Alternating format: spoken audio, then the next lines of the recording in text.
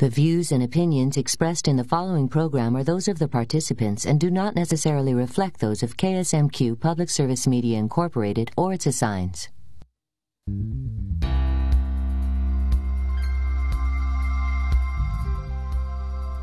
Welcome to the 10th Regional Town Hall as part of KSMQ's Cities on the Move series. Tonight we're looking at the weather. Weather is fascinating. It affects our daily life. It's exciting and it's always changing. I'm your host, Stephanie Passingham. Stay tuned for an informative and engaging discussion coming up on Cities on the Move.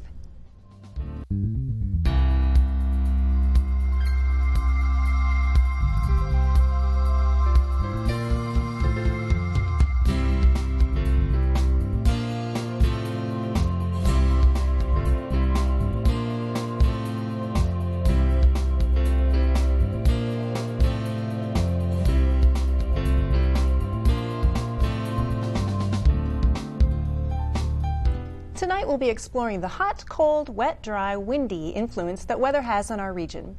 We'll look at long-term trends that lead to climate change discussions. We'll explore some of the new technology that makes weather easier to predict and easier to understand. And to wrap it up, our guests will share some stories about interesting weather events. Please welcome our guests now. We have Minnesota State University Mankato Department of Geography Chair, Dr. Don Friend.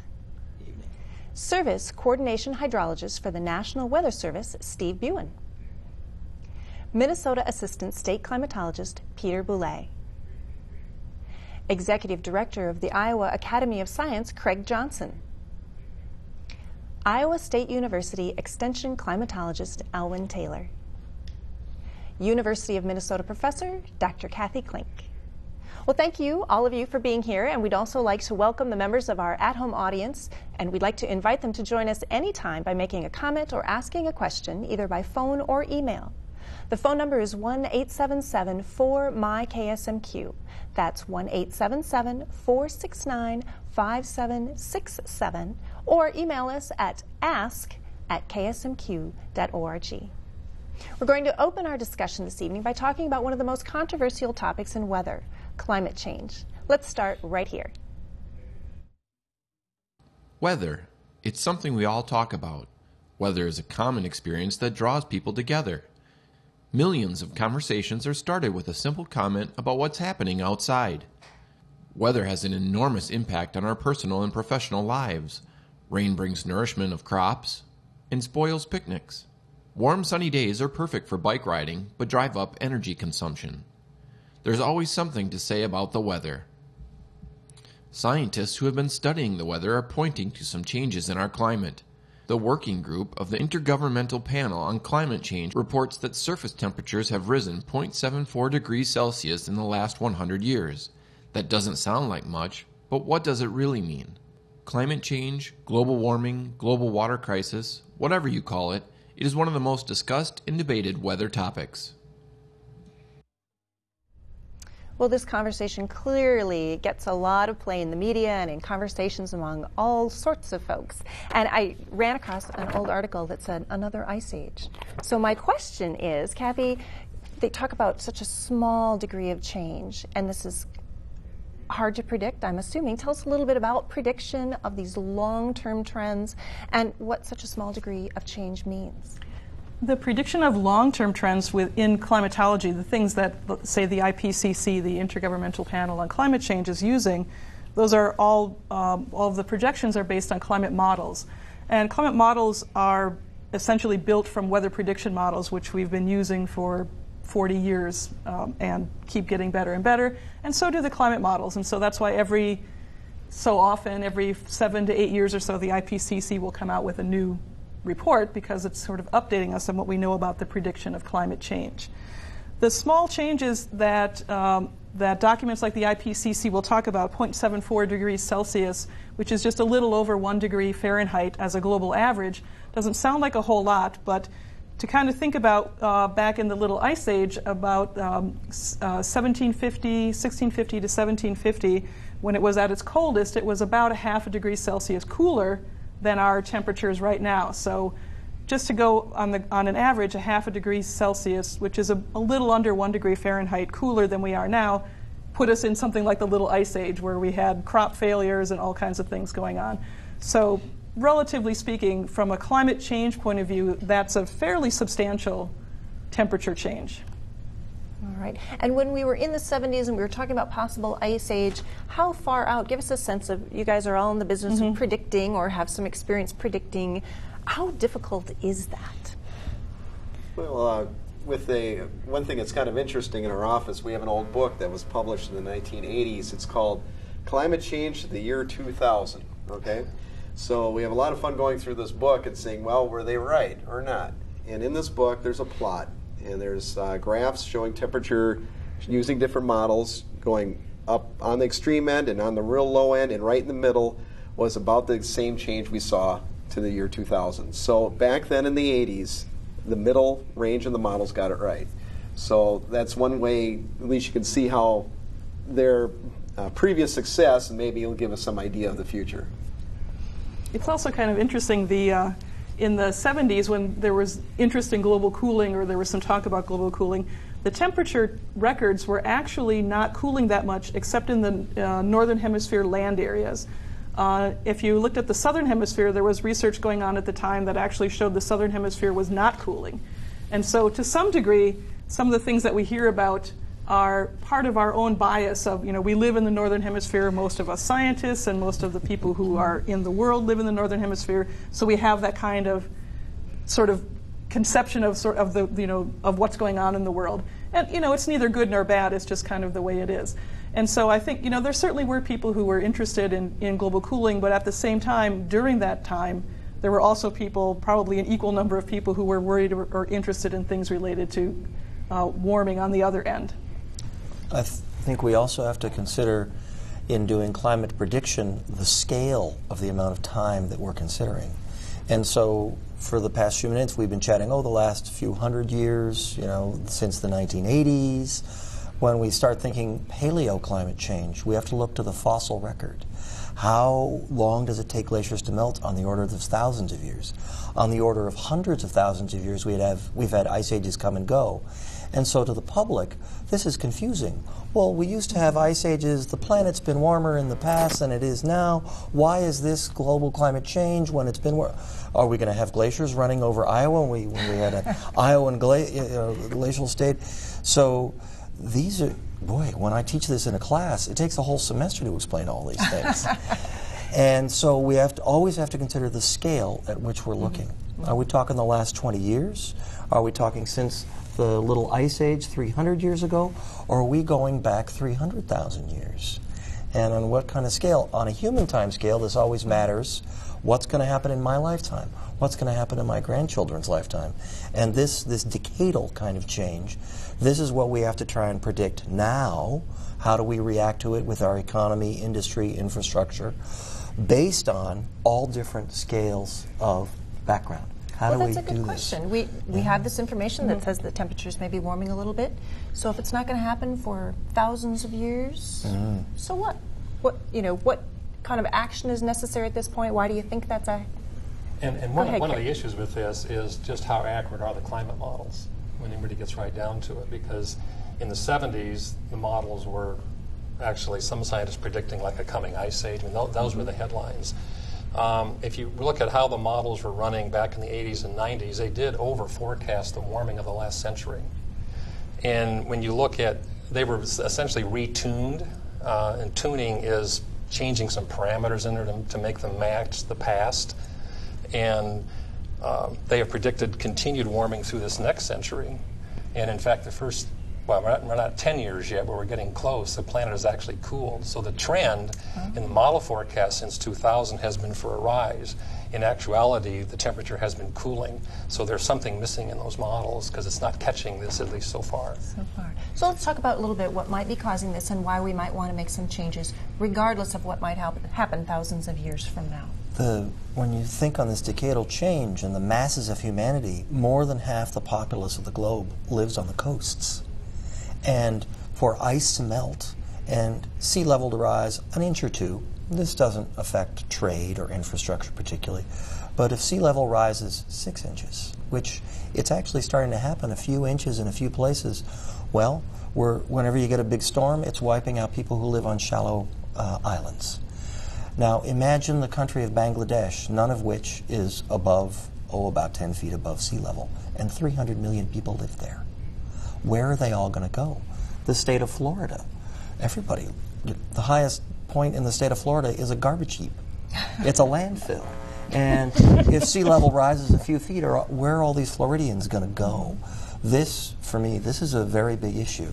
Interesting. Yeah. And to bring it home to the region, what would the impact be on our region if warming continued and sea levels rose? And what are people going to experience right here at home? Well, I think here in the Midwest, we're the agricultural production capital of the world practically, and if it changes what kind of crops can grow here, or just what land is air, if too much water, not enough water, it could significantly change the economy. And I don't know that we necessarily have the capacity to adjust to that, because we're in a kind of a just-in-time world now, and we don't have. I don't know that we necessarily have seasons to adjust. We may have. I don't know that. Dr. Ellen Taylor could probably answer a little bit more. How much reserves do we have to make adjustments in agricultural production? Agricultural production is a big question, because people say, well, if the climate changes and Texas's climate ends up in Iowa and southern Minnesota, where will the corn production be? I have to remind people, corn grows in Texas. So agriculture can adapt to these things really quite well. The agriculturists are very resourceful and clever about it, but don't think that it wouldn't be without expense and frustration. Mm-hmm. Ellen, do you think that's maybe overly simplified, because we need the soils? We need the right kinds of soils that are provided by the climate. So Texas, the heat is there certainly, but we need the water, and where are you going to get all the water? In an arid climate, semi-arid climate, and also the appropriate soil type to grow the volumes of grain there that we grow here in this region. The thing to remember is our soils are a product of the climate. That's right. Mm-hmm. The climate of the plains generated the soils, if you will, caused that soil genesis in this area for the finest soils for growing things on the earth. Yeah. If the climate changes, then we don't have the climate support of the soil type, and it begins to change over the years. In other words, it becomes a greater task to keep the rich, productive soils. Yeah. All right.